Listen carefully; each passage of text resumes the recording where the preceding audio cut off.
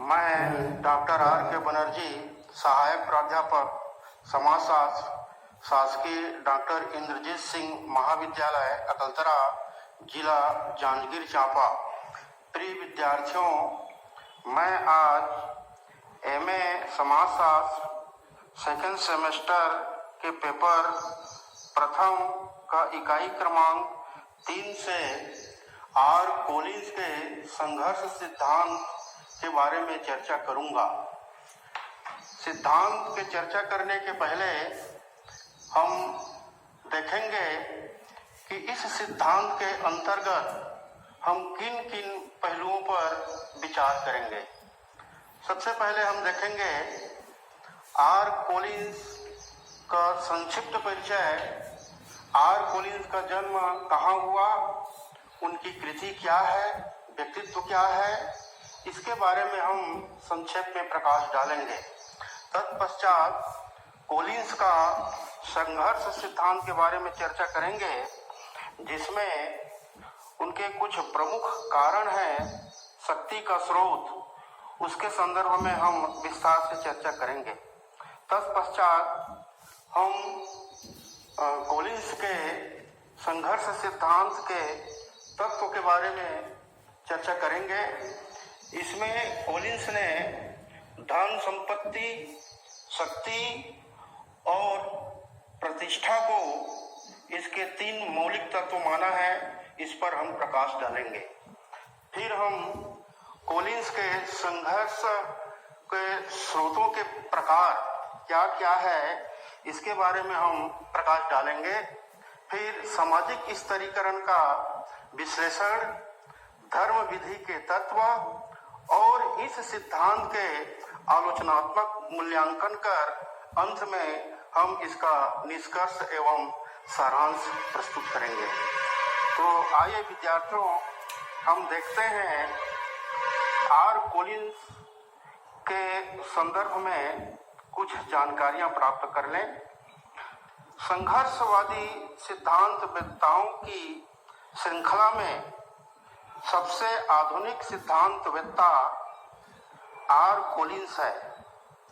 Collins का जन्म America में सन 1941 में हुआ। संघर्षवादी विचारकों में रैंडॉल कोलिंस एक युवा सिद्धांतकार के रूप में काफी चर्चित है। कोलिंस अमेरिकन विचारक हैं। उन्होंने स्नातक हार्वर्ड विश्वविद्यालय तथा स्नातकोत्तर स्टैनफोर्ड से उपाधि प्राप्त की। उन्होंने पीएचडी की डिग्री कैलिफोर्निया विश्वविद्यालय से प्राप्त की थी। कोलिंस ने सैन डिएगो, वर्जीनिया विश्वविद्यालय में अध्ययन कार्य किया। कोलिंस की प्रमुख कृतियां कॉन्फ्लिक्ट सोशियोलॉजी टुवर्ड इन एक्सप्लेनेटरी साइंस है। इस पुस्तक में संघर्षवादी सिद्धांत को प्रस्तुत किया गया है। उन्होंने कार्ल मार्क्स, सिमेल, डोरनडोर्फ तथा कोजर आदि विद्वानों के सिद्धांतों के अध्ययन के बाद अपने सिद्धांत को प्रतिपादित किया। अब हम देखते हैं कोलिंस का संघर्ष सिद्धांत। कोलिंस ने संघर्ष का मुख्य कारण शक्ति के स्रोतों को माना है। यह शक्ति के स्रोत व्यक्ति और समूह में निहित होता है। कोलिंस का मत है कि शक्ति के स्रोत प्रत्येक व्यक्ति या समूह में समान नहीं होते हैं। किसी के पास शक्ति के स्रोत अधिक होते हैं और किसी के पास कम होते हैं। जिसके पास जितना अधिक शक्ति का स्रोत होगा, वह उतना ही अधिक शक्तिशाली होता है। अतः कोलिंस के सिद्धांत का आधार शक्ति के स्रोत या संसाधन से है। यह संसाधन सामाजिक, आर्थिक या राजनीतिक हो सकते हैं। कॉलिंस के अनुसार समाज में अनेक समूहों के बीच प्रतियोगिता होती है। कुछ के पास ज्यादा स्रोत होते हैं तो कुछ के पास कम स्रोत हैं। जिसके पास जितने ज्यादा स्रोत होते हैं उसकी उतनी ही अधिक शक्ति होती है। कॉलिंस स्रोतों को शक्ति का मूल आधार मानते हैं। कॉलिंस के अनुसार संघर्ष का कारण व्यक्ति और समूहों के स्रोत है। कॉलिंस का संघर्ष सिद्धांत के क्षेत्र में मौलिक योगदान यह है कि किस प्रकार संघर्ष का उपागम सामाजिक एकीकरण की प्राप्ति में सहायक है। कॉलिंस के संघर्ष सिद्धांत को जब हम बृहद स्तर पर देखते हैं तो लगता है कि उनके सिद्धांत पर दुर्खीम, मार्क्स व वेबर का काफी प्रभाव है। किंतु जब हम सूक्ष्म स्तर पर देखते हैं तो लगता है कि उनके संघर्ष सिद्धांत पर गॉफमैन, गारफिंकल तथा अन्य सिद्धांतकारों का प्रभाव है।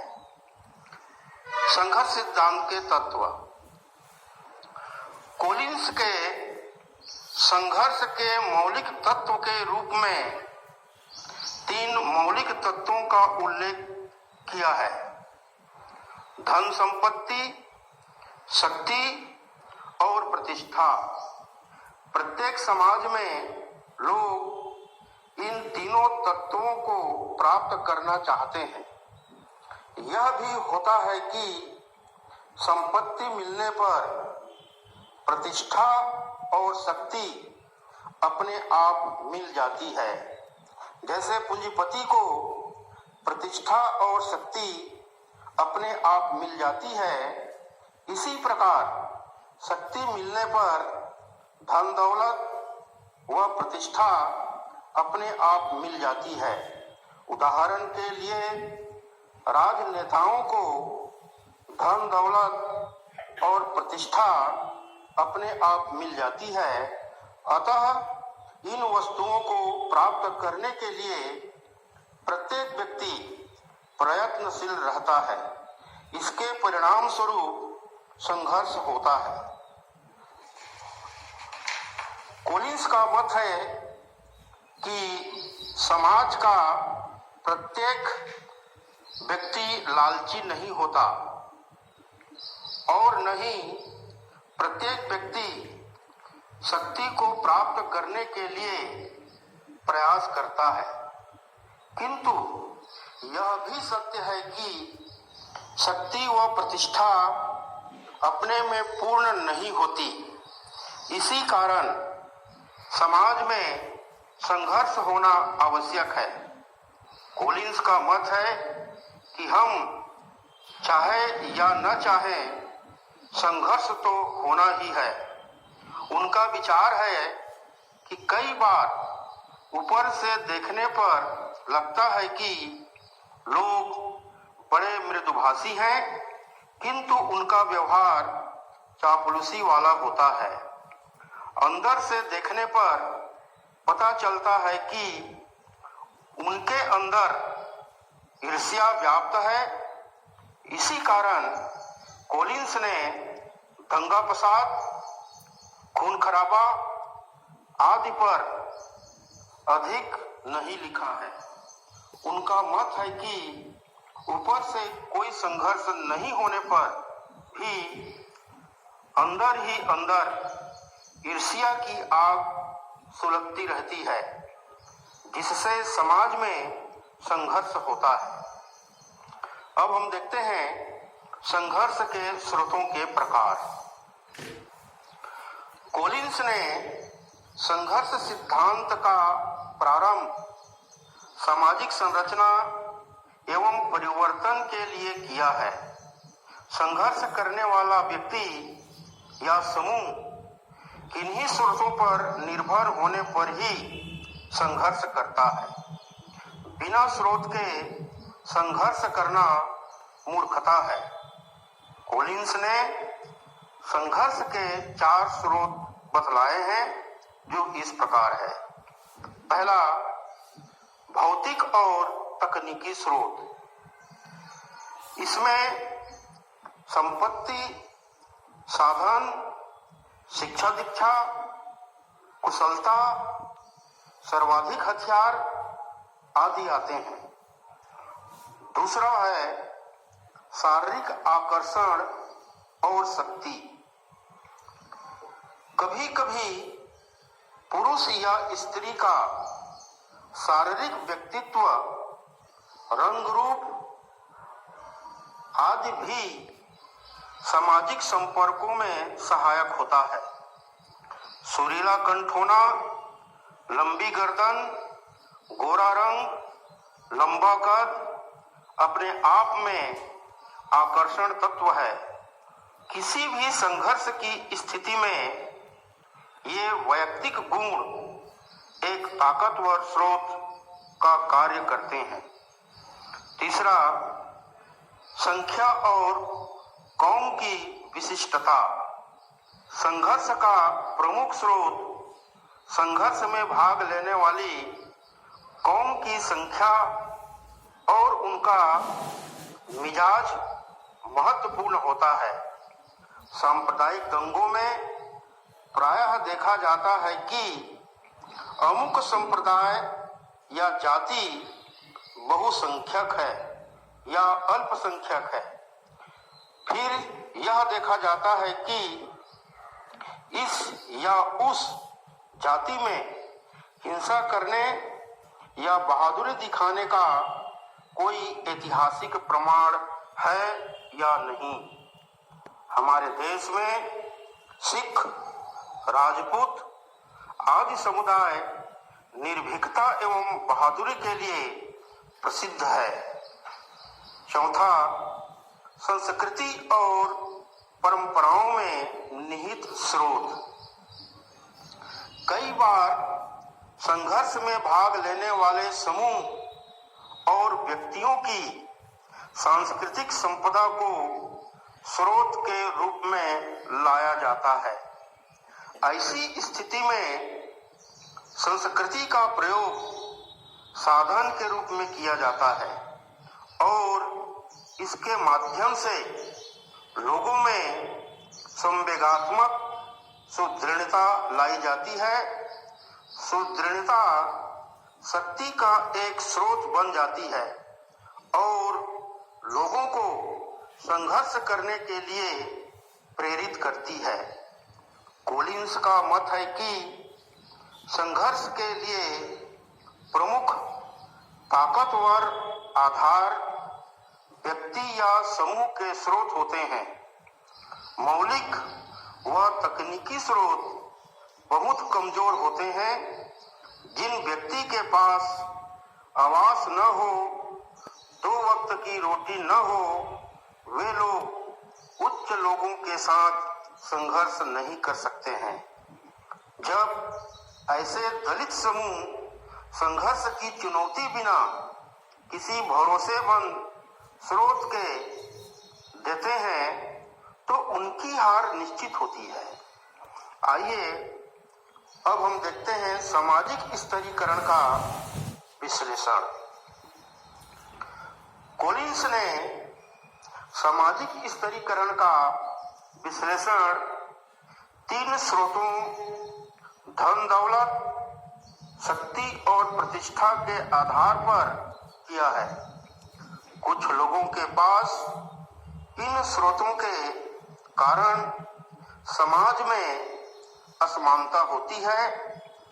इस असमानता की दूरी पाटने के लिए संघर्ष होता है। जहां मार्क्स ने वर्ग संघर्ष का कारण उत्पादन पद्धति को माना है, वेबर ने वर्ग व्यवस्था का कारण शक्ति, प्रतिष्ठा और राजनीतिक दल को माना है। डेहरनडोर्फ ने वर्ग संघर्ष का कारण प्रतिकार संबंधों के मध्य लंबी दूरी को माना है। कोलिंस ने वर्ग संघर्ष के लिए न्यूनतम शर्तों को उत्तरदायी माना है। अब हम देखेंगे धर्म विधि के तत्व। कोलिंस के अनुसार किसी भी धर्म विधि में निम्न 4 तत्व होते हैं। पहला, व्यक्ति की भागीदारी। दूसरा, भागीदार व्यक्तियों में पारस्परिक चेतना की वे किस प्रसंग पर एकत्र हुए हैं। तीसरा, भागीदारों में सामान्य संवेगात्मक रुझान। और चौथा है भागीदारी के प्रसंग से संबंधित कुछ प्रतीक जैसे हाव भाव, शब्दावली और विचार। धर्म विधि वह सांस्कृतिक साधन है जो व्यक्तियों को एक ताकतवर भीड़ के रूप में संगठित होने की शक्ति देता है। कुछ धर्म विधियां एकदम स्थानीय होती है, लेकिन उनके माध्यम से विशाल समूह संगठित हो जाते हैं। धर्म विधि में इतनी शक्ति है कि वह कई बार किसी संपूर्ण महाद्वीप को भी अपने आगोश में ले ले। कुछ धर्म विधियां केवल संस्थागत होती है, जैसे दाह संस्कार, विवाह आदि। टर्नर ने कोलिंस के संघर्ष के सिद्धांत को विनिमय संघर्ष सिद्धांत के नाम से परिभाषित किया है। जब कोई भीड़ संघर्ष पर उतारू होती है तो धर्म विधि प्रतीक झंडों, नारों, उत्तेजक संगीत या भाषण द्वारा लोगों को शक्ति प्रदान करती है। संघर्ष की स्थिति में धर्म विधि की ही अंतःक्रिया होती है। अब हम कोलिंस के संघर्ष सिद्धांत का आलोचनात्मक मूल्यांकन करेंगे। कोलिंस ने संघर्ष सिद्धांत के बुनियादी तत्वों की बड़े सुंदर ढंग से व्याख्या की है। फिर भी इस सिद्धांत की कुछ त्रुटियां हैं। कोलिंस ने कोजर व डेहरनडॉर्फ की तरह शब्दों का अंबार खड़ा कर दिया है। जगह जगह पर अंतःक्रिया की चर्चा की है, विचारों को यांत्रिक रूप में रखा है तथा राज्य व शिक्षा की व्याख्या की है, जो कि संपूर्ण व्याख्या की रूपरेखा मात्र बनकर रह गई है। फिर भी कोलिंस का सिद्धांत कुछ कमियों के बाद भी संघर्ष विचारधारा में एक महत्वपूर्ण योगदान देता है। तथापि कुछ बिंदुओं पर इनकी आलोचना की जाती है। पहला, संघर्ष के सिद्धांतकारों का मानना है कि संघर्ष परिवर्तन को जन्म देता है। संघर्ष नहीं होगा तो समाज में परिवर्तन भी नहीं आएगा। दूसरा, संघर्ष सिद्धांतकारों ने संघर्ष को केवल एक ही रूप, सकारात्मक रूप में प्रस्तुत किया है। उन्होंने नकारात्मक संघर्ष की उपेक्षा की है। तीसरा, संघर्ष सिद्धांतों में ऐसे तत्वों को समाहित किया गया है जो सत्यापन योग्य नहीं है। अब देखते हैं इसका निष्कर्ष या सारांश। उपरोक्त विवरण से स्पष्ट है कि वास्तव में संघर्ष सिद्धांतों का योगदान सबसे महत्वपूर्ण है। यह समाजशास्त्रीय चिंतन सबसे उपयोगी पहलू है। संघर्ष का अध्ययन किए बिना परिवर्तन एवं विकास जैसी महत्वपूर्ण समाजशास्त्रीय अवधारणाओं को नहीं समझा जा सकता। इस दृष्टि से सैद्धांतिक समाजशास्त्र में संघर्ष सिद्धांत का योगदान महत्वपूर्ण है। प्रिय विद्यार्थियों, मैंने अपना यह लेक्चर समाजशास्त्र का सैद्धांतिक परिप्रेक्ष्य R.N. मुखर्जी के पुस्तक समकालीन समाजशास्त्रीय सिद्धांत, मुखर्जी के पुस्तक, कुछ इंटरनेट के सहारा और कुछ मैंने अपने अनुभव से तैयार किया है, जो आपके लिए बहुत उपयोगी साबित होगा। धन्यवाद।